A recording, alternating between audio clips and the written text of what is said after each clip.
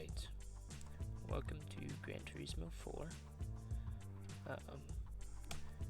The goal of this playthrough is I'm going to try to get as many A-Spec points as possible.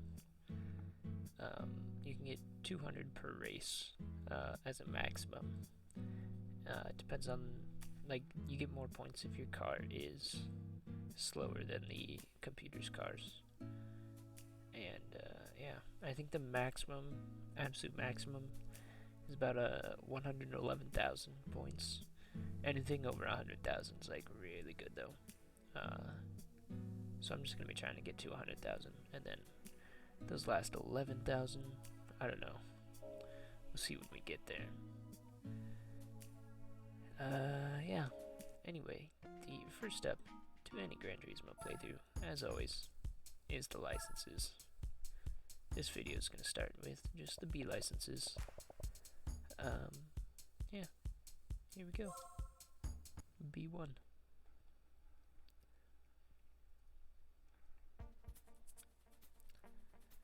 After standing start, accelerate to the 100-meter finish line, then bring the car to a complete stop. Your elapsed time from the moment you start to the point you stop the car will be measured. Finding the exact point to brake and how much braking force to apply are the key points here.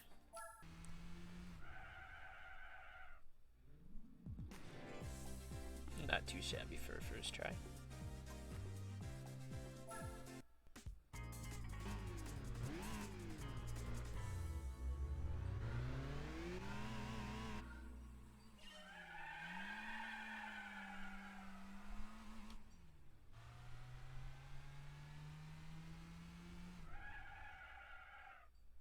There we go.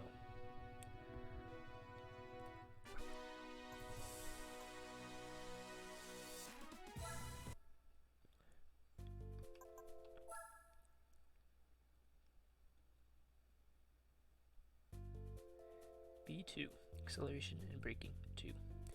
This test consists of another standing start. Now rush to the 200-meter line and bring the car to full halt as near to the finish line as possible. Because the distance is greater than in the previous test, your rate of travel will be faster, thus the braking distances will also be increased. Use the braking point from the previous test as a guide and make the necessary adjustments.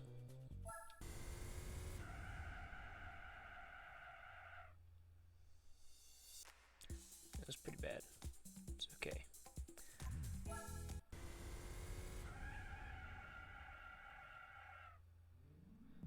It's better.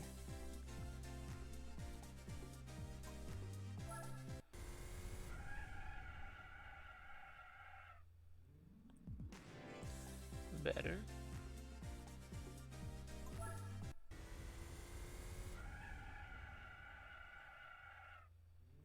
Oh, that was so close.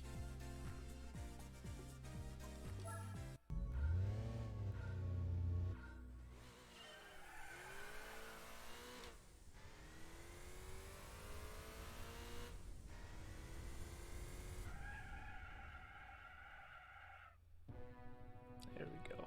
Smashed it by over 1/10 of a second.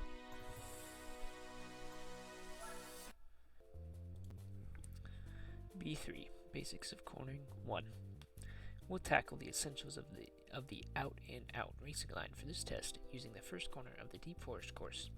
As you run flat out on the straight, veer to the outside edge of the track, looking for the curbing and the apex. Look for the curbing and the apex. If the car runs over the curbing, keep the throttle constant, because if you're too aggressive with the gas pedal, you'll invoke understeer. This will result in going off at the exit.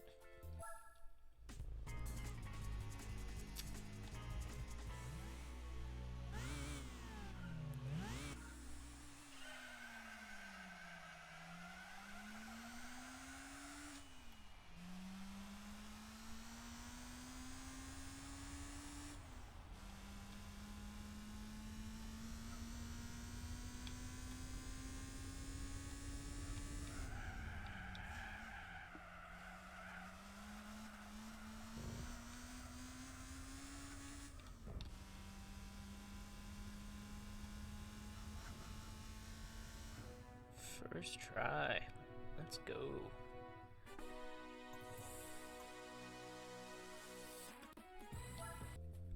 B4, Basics of Cornering 2. Using the same section of the Deep Forest course, this time we'll try it in a powerful front-engine rear-wheel drive car, FR. Always remember that more power means faster rate of travel. Drive the same line as you did in the previous test. However, you'll need to brake harder because of the car's faster speed. And as before, once you're on top of the curbing, keep the throttle even. If you get on the gas too much, this time you'll oversteer and spin out.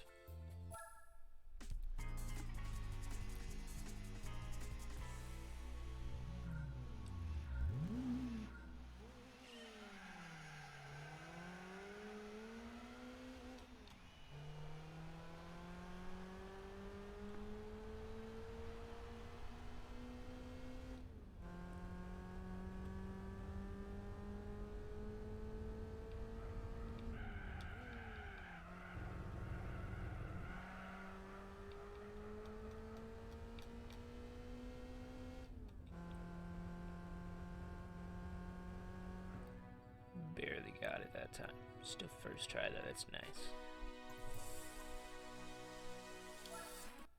One lap guide run, Tsukuba. In order to memorize the tricky Tsukuba circuit, do a few laps following the pace car. Try and mimic its exact racing line. The pace car will adjust its speed to yours, so if you choose to go slower, the pace car will also. Kick it up a notch, and the pace car will do the same. Again, no passing or hitting the pace car. Although it's a tight, short track, Tsukuba is essential in learning the basics of high-performance driving. Go slowly to learn the track first, then gradually increase your pace.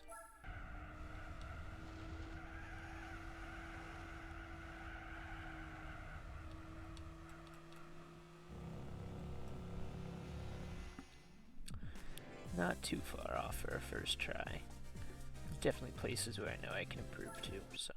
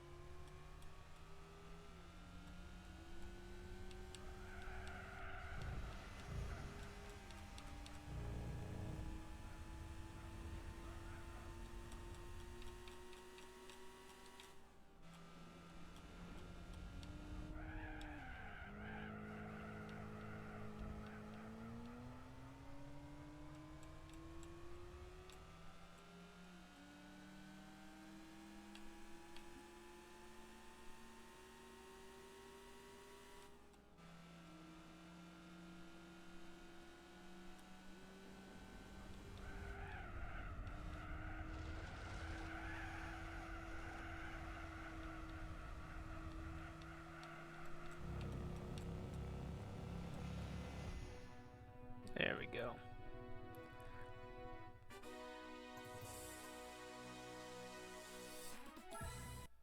B6, acceleration and braking 3. We've returned to the drag strip, now for an even longer acceleration and braking run. This time, from a standing start, accelerate to the 500-meter line and bring the car to a complete stop. Because of the higher speeds, it'll prove more difficult to find the proper braking point. Again, use the 100-meter point as a guideline and make the necessary adjustments.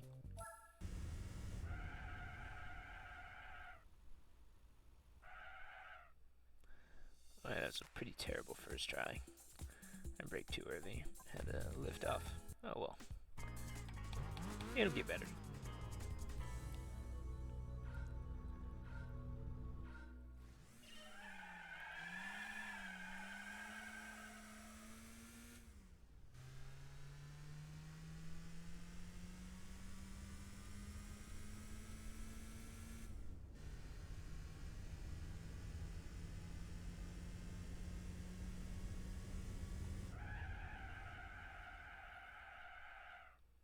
There we go.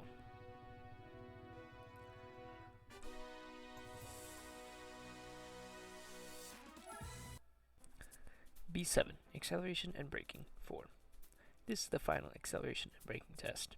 For this finale, we'll be using the super high output front engine rear drive FR Dodge Viper. Our distance, 1,000 meters. Because you'll be braking from a peak speed of more than 125 miles an hour, finding the ideal braking point will be very difficult. Master this test, and you'll find that when racing, this experience will prove quite beneficial.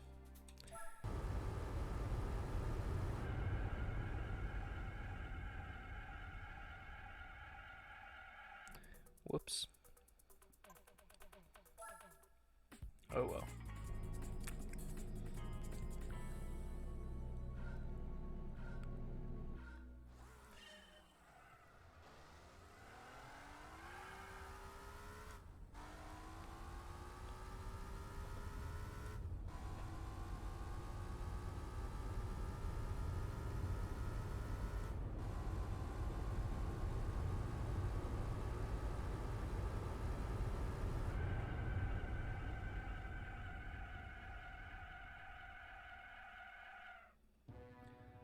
Perfect. Wow. I'm surprised that was such a good spot to brake. B8, Basics of Cornering 3. Let's learn the basics of cornering using the final turn of Twin Rig Motegi's last loop. Your test car will be the Mazda Unos Roadster. Unlike that of the Deep Forest course, this hairpin is a right-hander. The corner is a decreasing radius type, so make sure you apply plenty of brakes before going in. Don't try to dive into the apex. Instead, follow a line similar to that of a large semicircle. That was probably too slow. Yeah.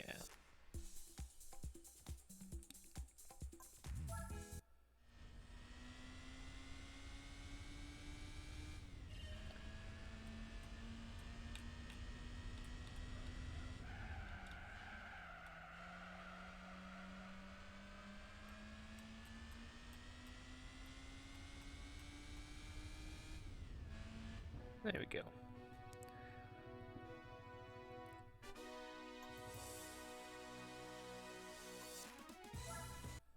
It's time to take a break and recharge your energy. We'll call these fun, relaxing stages coffee breaks. You'll see a number of cones lined up in front of you. Get to the finish line on the other side of the cones without knocking them over as quickly as possible, and bring the car to a dead stop. You can use any part of the course here, so look for a line that you're most comfortable with.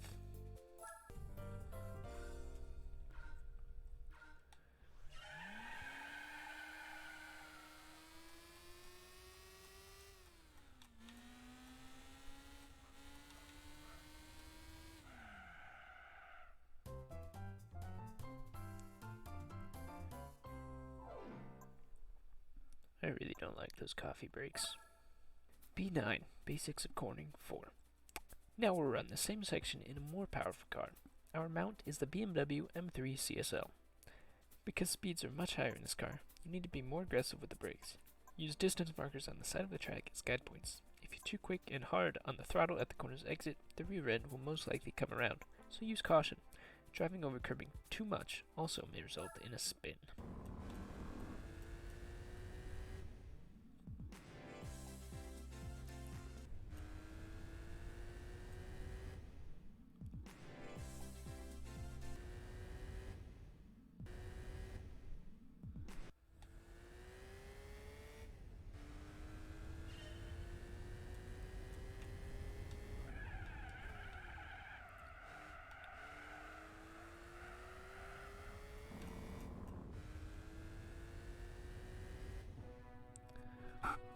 Solid.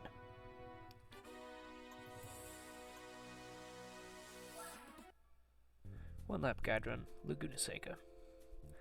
Let's do a lap of the historic Laguna Seca Raceway, following the pace car.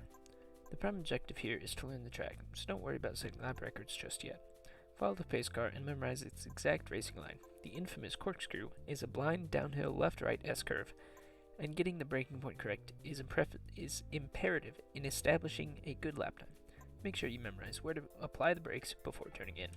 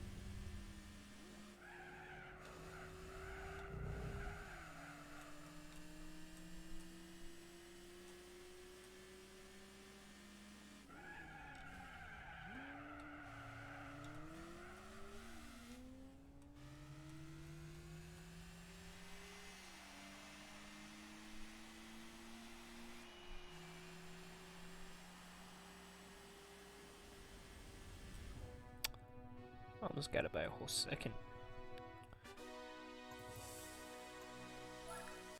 Basics of Dirt Driving 1. Let's gauge your car control ability on dirt using the hairpin corner of the Grand Canyon course. After taking the first right-hander flat out, go as far to the outside edge of the track as possible before turning into the corner. Try to keep a high rate of speed through this corner. Remember that on dirt, the car's steering and brakes aren't as effective as when driving on tarmac, so adapt your driving style accordingly. Pretty close.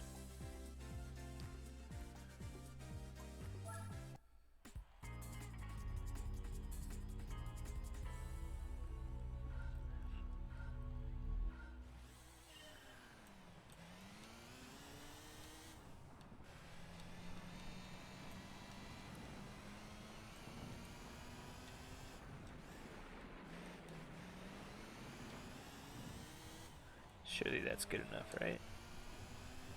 Yeah.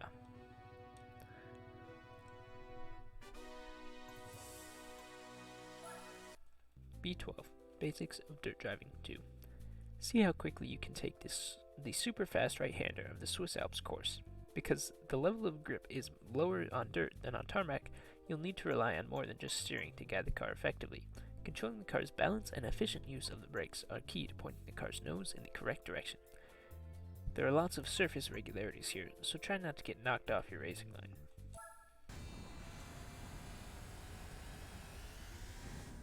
It's a pretty terrible first attempt, almost an entire second off.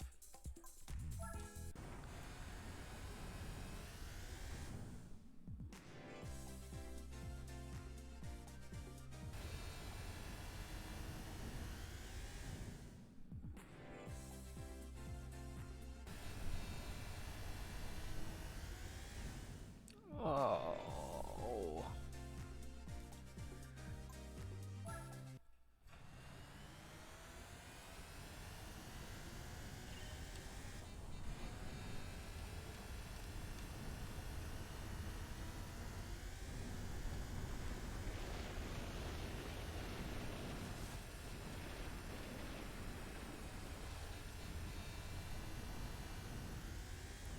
There we go.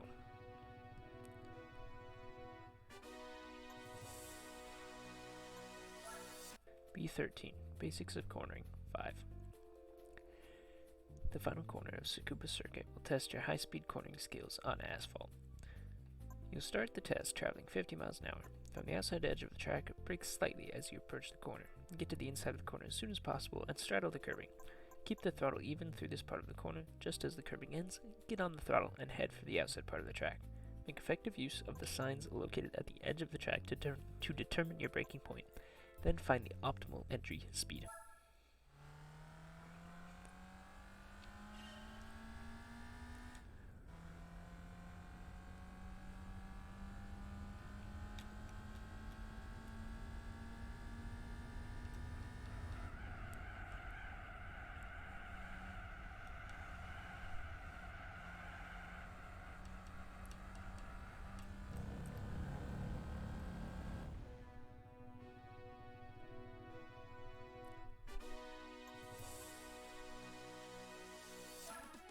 B14.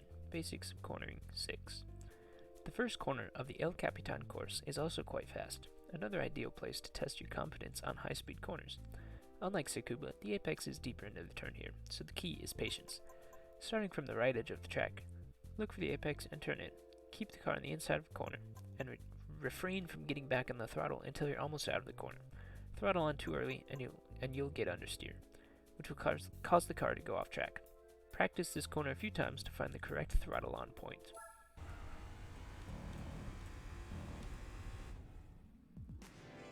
Pretty close for the first try.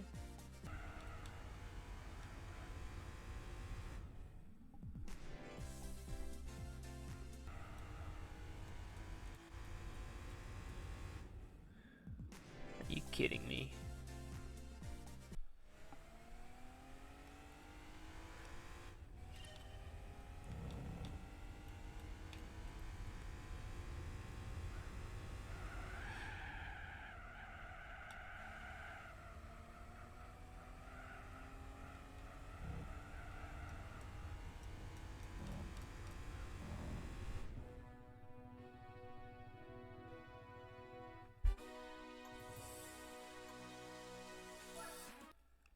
one-lap guide run, Infineon Raceway.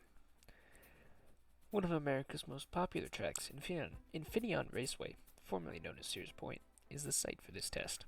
Follow the pace car to find the proper racing line and braking points. This track features a number of high-speed corners where only a tap of the brakes is necessary. There's also plenty of elevation changes and blind corners hidden behind hills, so drive with caution, and no passing or hitting the pace car.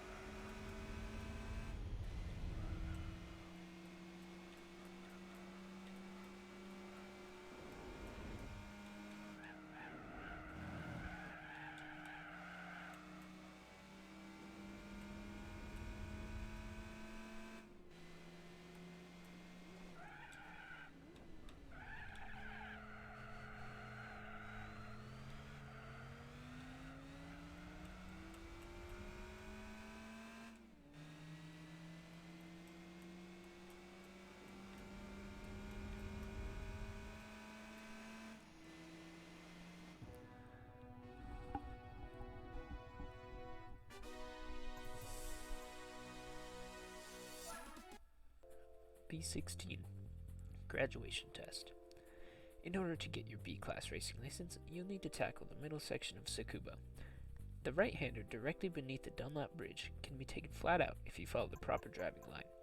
A tricky hairpin follows. Be sure you don't dive into the apex too aggressively. It looks simple and straightforward, but looks can be deceiving. The apex is quite late, so be patient and practice, practice, practice.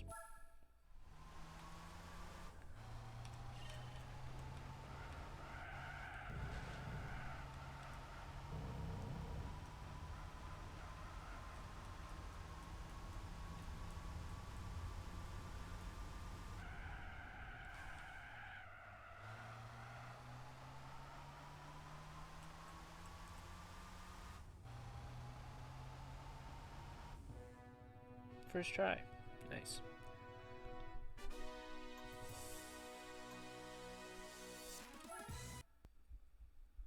And now that we've completed all the B licenses with gold, we get our B license.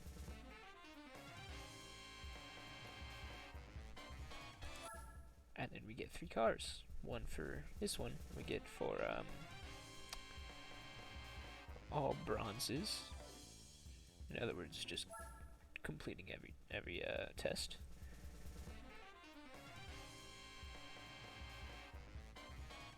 That one we get for getting all silvers. And then this one is for all golds.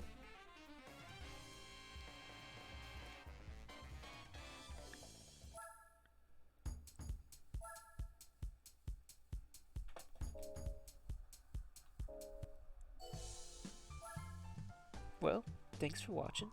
I'll see you back in the next episode where we tackle the A licenses.